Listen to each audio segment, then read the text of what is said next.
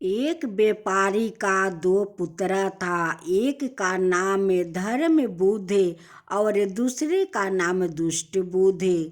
दोनों एक बार व्यापार करने विदेश चला गया और वहां से 2000 अशर्फिया कमाकर ले आया। नगर के पास में आकर उन्होंने सारी अशर्फिया किसी वृक्ष के नीचे गाड़ दिया और केवल 100 अशर्फियों को आपस में बांट कर काम चलाने लगे। एक बार तो दुष्ट बुद्धू चुपचाप उस वृक्ष के नीचे से सारी अशर्फियाँ निकाल लाया और बुरों कर्मों में उसे खर्च कर दिया। 1 महीना बीत जाने पर धर्म बुद्धू के पास गया और बोला, अरे चलो अशर्फियाँ बांट लो, क्योंकि मेरे यहाँ खर्च अधिक है। उसकी बात मानकर धर्म बुद्धू उस स्थान पर गया और जमीन खोदने लगा तो कुछ ना मिला। जब उस गड्ढे में कुछ ना दिखाई दिया तो दुष्ट बुद्धू ने धर्म बुद्धू से कहा, मालूम होता है तुम ही सब अशर्फियाँ निकाल कर ले गए हो। अंत में मेरे हिस्से की आधी अशर्फियाँ अब तुम्हें देनी पड़ेगी। उसने कहा, नहीं भाई, मैं तो नहीं ले गया, तुम ही ले गए होगे। इस प्रकार दोनों में झगड़ा होने लगा। इसी बीच दुष्ट बुद्धू अपना सिर फोड़कर राजा के यहाँ पहुँच गया और उन दोनों ने अपना अपना पक्ष राजा को सुनाया। दोनों की बातें सुनकर राजा किसी निर्णय पर नहीं पहुँच सका। एक दिन धर्म बुद्धू भगवान को याद करने लगा और कहने लगा कि हे भगवान, इस दुष्ट बुद्धू को सत बुद्धि दीजिए और मुझ पर आप कृपा कीजिए। राजा पुरुषों ने दिन भर उन्हें वही रखा। अंत में दुष्ट बुद्धू ने कहा, वो वृक्ष ही इसका साक्षी है और कहता है कि यह धर्म बुद्धू सारी अशर्फियाँ ले गया है। इस पर अधिकारी हमारा भी है। विस्मित हुए और बोले, प्रातःकाल हम लोग चल कर वृक्ष से पूछेंगे। इसके बाद में जमानत देकर दोनों भाई घर आ गया। इधर दुष्ट बुद्धू ने अपनी सारी स्थिति अपने पिता को समझाई और उसे प्रयत्न धन देकर अपनी ओर मिला लिया और कहा, तुम वृक्ष के कोटर में छिप कर बोलना कि उसके पिता रात में ही जाकर उस कोटर में बैठ गया। प्रातःकाल दोनों भाई बेहराधिपतियों के साथ उस स्थान पर गया। वहाँ उन्होंने पूछा, अशर्फिया को कौन ले गया है? कोटर अस्त पिता ने कहा, धर्म बुद्धू। इस संभव आश्चर्य की घटना को देख सुनकर चतुर अधिकारियों ने सोचा कि अवश्य ही दुष्ट बुद्धू ने किसी को यहाँ छुपा रखा है। उन लोगों ने कोटर में आग लगा दिया। जब उसमें से निकल कर उसका पिता भागने लगा तब पृथ्वी पर गिर कर मर गया। इसे देखकर राजपुरुषों ने सारा रहस्यों को जान लिया और धर्म बुद्धू को 500 अशर्फियाँ दिला दिया। धर्म बुद्धू का सत्कार भी किया गया और दुष्ट बुद्धू के हाथ पैर कटवाकर उसको निर्वासित कर दिया गया। धर्म बुद्धू को तो 500 असरफिया मिल गया, लेकिन दुष्ट बुद्धू को दुष्कर्म के चलते उनकी हाथ पांव कटवाकर छोड़ दिया गया। अब सुनिए नकु की चतुराई का था। नकु किसान बहुत मेहनती और सीधा था। कभी किसी से कुछ बोलता ना किसी से कोई व्यवहार रखता, बस अपने काम से काम रखता।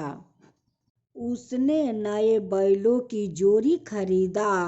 वो अपने बैलों को बच्चों की तरह प्यार करता। नकु का एक बैल तो सीधा और मेहनती था, लेकिन दूसरा बैरा जिद्दी और अड़ियल था। कभी चलते चलते बैठ जाता, कभी एकदम तेजी से दौड़ पड़ता, तो कभी अपने साथी से लड़ पड़ता। जब वो बैल काम के समय ऐसी शरारत करता तो नकु को बहुत गुस्सा आता। नकु उसकी पिटाई भी कर देता। एक दिन ऐसी जिद्दी करने पर नकु ने बैल की खूब पिटाई कर दिया। गुस्से में नकु के हाथ से बैल को डंडा जाने कहाँ लाग गया कि वो औंधे मुंह जमीन पर गिर पड़ा। बस फिर ना उठा। नकु बहुत घबराया, बड़ा दुखी हुआ और रोया। सोचने लगा कि एक बैल से अब खेती कैसे होगी। दूसरा बैल खरीदने के लिए नकु के पास से पैसा नहीं था। सोचते सोचते उसे एक तरकीब सूझ गई। उसने मरे बैल की खाल उतार ली। सोचा कि इस खाल से कुछ तो पैसा मिलेगा ही, बाकी इधर उधर से मांग कर नया बैल खरीद लेगा। यही सोचकर बैल की खाल कंधे पर लादे नकु शहर की ओर चल पड़ा। और गली गली मोहल्लों मोहल्लों में आवाज लगाता हुआ घूमने लगा। काफी घूमने के बाद भी जब उसे कोई ग्राहक नहीं मिला तो वो निराश हो गया। उसने निर्णय किया कि अब वो एक एक घर में पूछेगा। यह सोचकर वो आगे बढ़ा और एक मकान का दरवाजा खटखटाया। इस घर में एक गरीब बुढ़िया रहती थी। कुछ ही दिन पूरे उसके इकलौते बेटा की मृत्यु हो गई थी। बुढ़िया बहुत गरीब थी, इतनी गरीब कि कभी कभी उसको खाने को भी कुछ नहीं मिलता। वो घर के सारे बर्तन बेच चुकी थी। नकु के दरवाजा खटखटाने पर बुढ़िया बाहर आई। नकु ने कहा, मेरे पास बैल की एक खाल है, अगर तुम्हें जरूरत हो तो इसे ले लो। बुढ़िया ने कहा, खाल मेरे किस काम की बेटा। उसकी बात सुनकर नकु की आंखों में आंसू आ गया। भरे गले से वो बोला, मैं सवेरे से इसे बेचने के लिए निकला हूँ, लेकिन कोई ग्राहक नहीं मिला। अब मैं इसे किस चीज के बदले में दे सकता हूँ। अगर कोई बर्तन हो तो वही दे दो, कोई भी पुराना बर्तन चलेगा। आरूसी बुढ़िया कहने लगी, मेरे घर में तो अब कोई बर्तन नहीं है, नहीं बाचा है बेटा। हाँ, मिट्टी का एक बड़ा सा पुराना घड़ा ना मालूम किस जमीन से पारा है। अगर तू उसे ले जा सकते हो तो ले जाओ, अगर बदले में खाल दे जा। यह सुन नकू ने अपना माथा पीट लिया। इतनी देर बाद एक ग्राहक भी मिला, लेकिन वो भी ऐसा दरिद्र खाल के बदले मिट्टी का घड़ा लेते हुए। उसे बहुत दुख हो रहा था, लेकिन अब और कोई चारा नहीं था। शाम हो रही थी, उसे कई मील पैदल चलना था। बेचारा ने खाल बुढ़िया को सौंप दिया और भारी मन से मिट्टी का घड़ा सिर पर रख कर अपने गांव की ओर चल पड़ा। नकू इस सौदे से बहुत उदास था। घर पहुंचकर नकू ने हाथ पैर धोआ और पेट भर पानी पीकर सोने लगा। अचानक उसका ध्यान घर की ओर गया। उस पर बहुत धूल जमी हुई थी। उसने सोचा कि इसे भी धो डालूं, ताकि घर ले जाते समय इतना गंदा ना लगे। जब वो पानी डालकर हाथों से मल मल कर धोने लगा तो देखता है कि घड़ा तो सोने का घड़ा है। को कहने लगा कि मेरी तो तकदीर बदल गया कि सोने का घड़ा निकल गया। असल में तो घड़ा सोने का ही था। कई पीढ़ियों से उस बुढ़िया के घर में पड़ा था। बुढ़िया का पुरखों ने इसी घड़े में धन रख कर जमीन में गाड़ते थे। कई बार जमीन में गाड़ देने से उस पर मिट्टी जम गई और वो एक कोने में पड़ा रहता। बुढ़िया ने कभी उसे हाथ लगाकर छुआ तक नहीं। वो मिट्टी का घड़ा समझती रही। नकू ने जब यह देखा कि घड़ा सोने का ही है तो उसकी खुशी का ठिकाना नहीं रहा। वो खुशी से उछल पड़ा। उसकी सारी थकान दूर हो गई। वो दौड़ा दौड़ा एक सोनार के घर पहुंचा और कई हजारों रुपया में उसे वह घड़ा बेच डाला।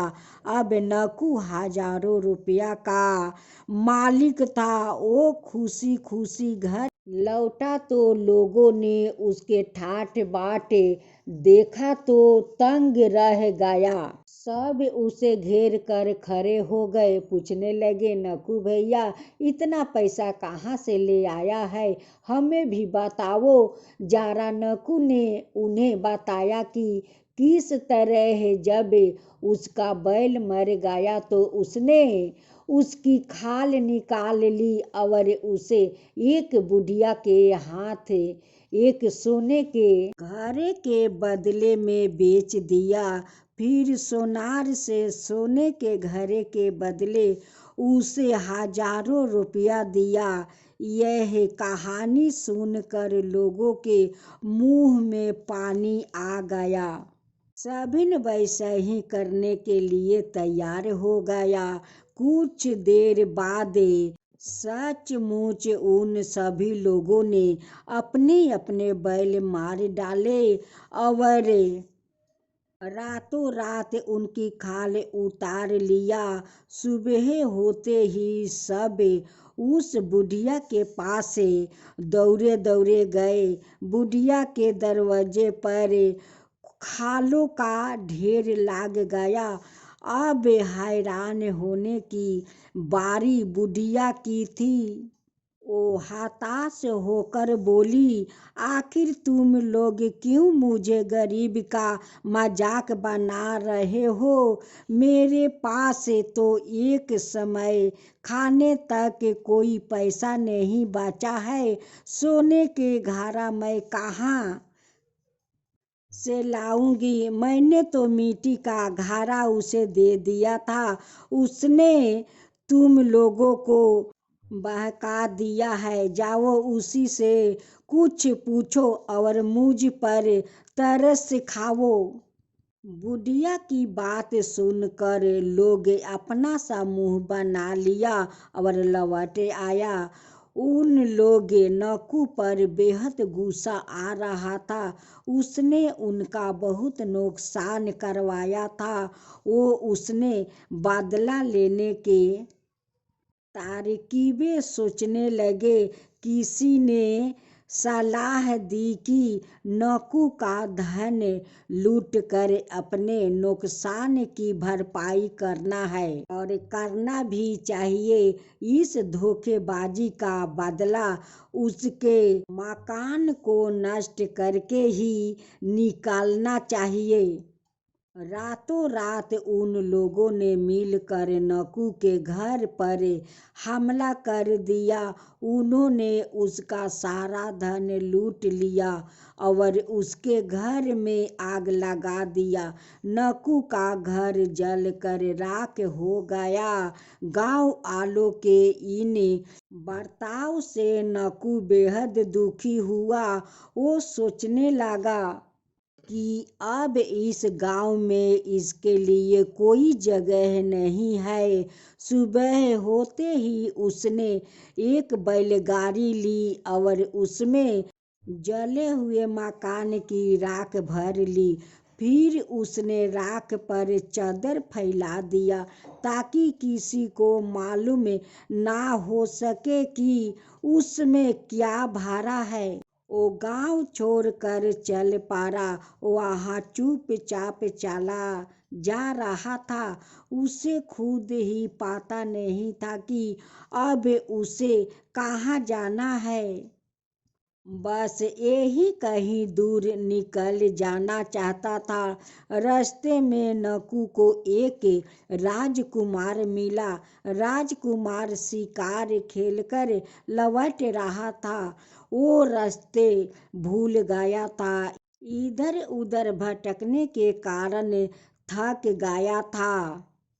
उसने नकू से कहा कि मुझे अपनी गाड़ी पर बैठा लो।